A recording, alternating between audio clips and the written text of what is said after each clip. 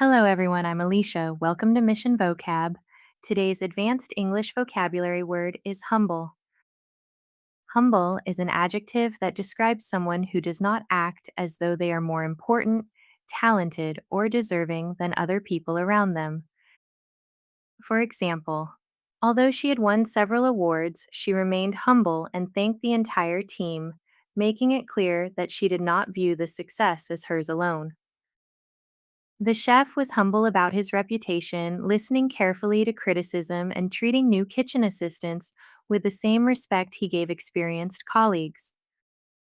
They began the company in a humble rented office with secondhand furniture, long before it grew into an international business with thousands of employees. Synonyms for humble include modest, unassuming, unpretentious, self effacing, and down to earth. Humble is often used for personality, achievements, and beginnings, and it emphasizes a lack of arrogance or grandeur, not weakness or low self worth. That's humble. One word.